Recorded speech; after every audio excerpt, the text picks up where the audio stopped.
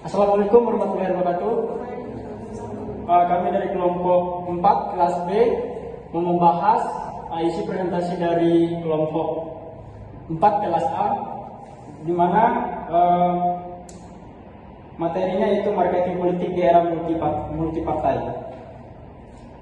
Tugas ini dalam pemenuhan ujian akhir semester yang diampu oleh Bapak Srimiko MSI. Sebelumnya kami akan memperkenalkan diri terlebih dahulu. Perkenalkan, saya Andrianto. Saya Wandisi. Saya dari Nama. Saya Deva Widya. Saya Nurani Sakate. Saya Nurani Yanti. Saya Muhammad Indri Ilham. Saya Nur Fatmayani Ilham. Saya Monika. Baik, langsung saja ke inti materinya yang akan kami bahas, yaitu era baru kampanye politik. Silakan. Era baru kampanye politik. Tumbuhnya beragam partai politik pasca reformasi di tanah air menyebabkan berkembangnya proses kampanye yang terjadi di masyarakat. Di era marketing politik, isi saja ternyata tidak cukup, tetapi perlu kemasan yang unik dan menarik. Contohnya, marketing politik yang dilakukan Partai Gerindra pada pemilu tahun 2014, perubahan struktur politik di Indonesia setelah jatuhnya rezim Soeharto dianggap sebagai angin segar bagi tumbuhnya demokrasi di negeri ini. Marketing dan pencitraan. Marketing politik masih dalam tataran embrionik. Sungguh, para ahli sudah mencoba mengotak-atikkan konsep ini sejak tahun 1950-an. Menurut Nursal, setidaknya ada 5 faktor yang membuat political marketing ini akan berkembang di Indonesia. Yang pertama, sistem multipartai yang memungkinkan siapa saja boleh mendirikan partai politik dan konsekuensinya menyebabkan persaingan tajam antar partai politik. Yang kedua, pemilih lebih bebas menentukan pilihannya dibandingkan pada pemilu sebelumnya. Yang ketiga, partai politik bebas menentukan platform dan identitas organisasinya. Yang keempat, pemilu merupakan momentum sejarah yang penting dalam perjalanan bangsa, sehingga pihak-pihak yang berkepentingan, terutama para elit politik, akan berusaha keras untuk ambil bagiannya. Yang kelima, sistem pemilihan anggota parlemen, Dewan Perwakilan Daerah, dan presiden secara langsung, yang kelak akan diikuti oleh pemilihan gubernur, bupati, dan wali kota. Marketing dan pencitraan. Menurut Nursal, masyarakat calon pemilih tidak dapat dengan mudah membedakan citra dan ciri khas tiap-tiap partai jika mendasarkan perbedaan itu pada asas manapun program platform partai.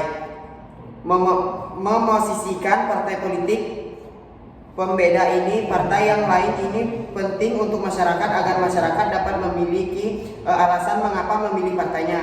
Oleh karena itu, proses pembangunan citra tidak hanya tingkat partai politik, tapi juga di tingkat personal para caleg, dari mulai tingkat pusat DPR RI, DPR RD tingkat 1 hingga DPRD tingkat 2. Dengan demikian, politik, pencitraan, dan pemasaran politik merupakan dua unsur yang saling menguntungkan parpol atau kandidat untuk memenangkan pemilihan. Namun tidak selamanya kedua unsur tersebut memenangkan pemilihan, karena ada faktor modal sosial yang tidak terlepas dari figur atau kepribadian kandidat. Kampanye di era marketing politik. Ada risiko yang timbul ketika masuk ke dalam era marketing politik ini, yaitu mahalnya biaya demokrasi bagi setiap pemangku kepentingan. Karena marketing politik bukanlah hal yang sederhana. Proses ini seringkali diserahkan kepada tim khusus yang disebut konsultan politik, yang tentunya membutuhkan biaya yang cukup mahal. Selanjutnya, partai politik dan para kandidatnya melakukan proses kampanye yang intens sebagai respon terhadap perkembangan sistem demokrasi elektoral. Nah, untuk menarik perhatian rakyat diperlukan upaya untuk meyakinkan mereka, meningkatkan popularitas dan elektabilitas. Dengan semakin terbukanya proses pemilihan dalam sistem politik, menurut Asep S. Muhadi 2008, setidaknya kita menghadapi 3 konsekuensi, yaitu yang pertama, adanya penggeseran politik dalam ruangan ke politik luar ruangan. Yang kedua, terbangunnya elektorat, yaitu pemilih sebagai penentu untuk meyakinkan publik sebagai penentu kemenangan. Dan yang terakhir, mengubah corak hubungan antara parpol, politikus, anggota partai, dan pemilih. Selanjutnya, kampanye di era marketing politik. Dinamika kampanye politik pasca reformasi mempercepat proses demokratisasi dengan memberikan ruang lebih terbuka bagi pelaku politik. Era marketing politik saat ini menolak praktik politik tidak jujur yang memandang publik sebagai objek pasif. Kampanye politik ini lebih terfokus pada penampilan dan pengemasan yang menarik untuk menarik perhatian publik. Namun, ada resiko yang timbul ketika masuk ke dalam era marketing politik ini, yaitu mahalnya biaya demokrasi bagi setiap pemangku kepentingan. Karena marketing politik bukanlah hal yang sederhana. Proses ini seringkali diserahkan kepada tim khusus yang disebut konsultan politik, dan tentunya membutuhkan biaya yang cukup mahal. Dalam konteks politik demokratis, pandangan dan opini publik memainkan peran penting dalam menentukan pemimpin dan perwakilan yang dipilih. Proses pemilihan melibatkan evaluasi yang cermat dan dari masyarakat, yang melibatkan pertimbangan rasional dan emosional. Tujuannya adalah mengarahkan pemilih untuk memilih kandidat tertentu. Oleh karena itu, baik masyarakat maupun politik melibatkan manipulasi persepsi sebagai elemen kunci dalam mencapai tujuan mereka. Berikutnya itu marketing politik dan pemilih rasional. Di sini mereka menyatakan bahwa ada beberapa masyarakat tertentu yang menyatakan bahwa politik akan menjadi seperti gincu yang silau dipandang mata, namun menutup aspek substansi yang sebenarnya. Jadi dengan kemasan marketing, para kandidat dan partai politik dipoles demikian rupa agar masyarakat tertarik. Kemungkinan yang terjadi adalah munculnya hal-hal yang sifatnya luaran atau kemasan, namun menampilkan substansi dan track record dari partai dan kandidat yang ditawarkan.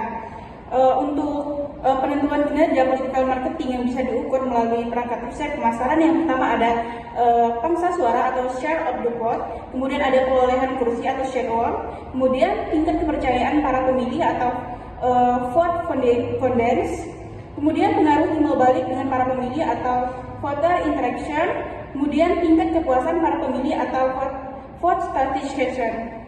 Baiklah, selanjutnya Contohnya, Pilpres 2019, Jokowi menggunakan strategi marketing politik yang fokus pada pencapaiannya selama periode pertama pemerintahannya, seperti pembangunan infrastruktur, peningkatan ekonomi, dan pengentasan kemiskinan.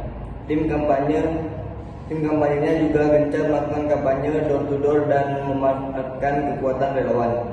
Banyak pemilih yang memilih Jokowi karena puas dengan kinerjanya selama periode pertama pemerintahnya.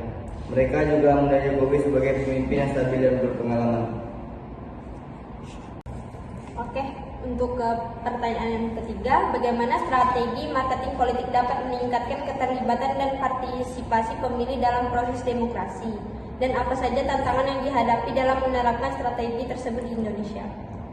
Strategi dari jawabannya adalah strategi marketing politik dapat meningkatkan keterlibatan dan partisipasi pemilih dengan membuat pesan politik lebih menarik dan relevan bagi berbagai segmen masyarakat. Melalui analisis perilaku pemilih dan segmentasi usaha politik, partai politik dapat mengembangkan pesan yang disesuaikan dengan kebutuhan, aspirasi, dan nilai-nilai pemilih. Penggunaan media massa dan kampanye door-to-door juga dapat mendekatkan partai politik atau kandidat dengan masyarakat, membuat mereka merasa lebih terlibat dalam proses politik. Namun, tantangan dalam menerapkan strategi ini termasuk biaya yang tinggi, risiko manipulasi informasi, dan kesulitan membedakan antara pencitraan dan substansi nyata. Selain itu, ada juga tantangan dalam memastikan bahwa pesan politik yang disampaikan tidak hanya menarik perhatian tetapi juga mendidik pemilih tentang isu-isu penting dan mendorong partisipasi yang bermakna dalam proses demokrasi. Baik, saya akan bertanya pertanyaan kedua, yaitu apa saja risiko yang muncul dari dominasi marketing politik dalam kampanye politik, dan bagaimana hal ini dapat mempengaruhi kualitas demokrasi di Indonesia? Baik, saya akan menjawabnya. Dominasi marketing politik dalam kampanye politik membawa risiko bahwa substansi dan rekam jejak kandidat atau partai politik mungkin diabaikan demi citra yang menarik. Ini dapat menyebabkan pemilih membuat keputusan berdasarkan penampilan luar dan janji kampanye yang menarik, tanpa mempertimbangkan kompetensi atau integritas dari kandidat atau partai tersebut. Risiko lain adalah meningkatnya biaya kampanye karena partai politik dan kandidat harus mengeluarkan dana sebesar untuk menggunakan jasa konsultan politik politik dan media massa. Ini bisa memperburuk ketidakadilan dalam akses terhadap sumber daya kampanye, di mana kandidat atau partai dengan dana terbatas kesulitan bersaing dan dengan mereka yang memiliki sumber daya lebih besar sehingga kualitas demokrasi bisa terancam. Sekian.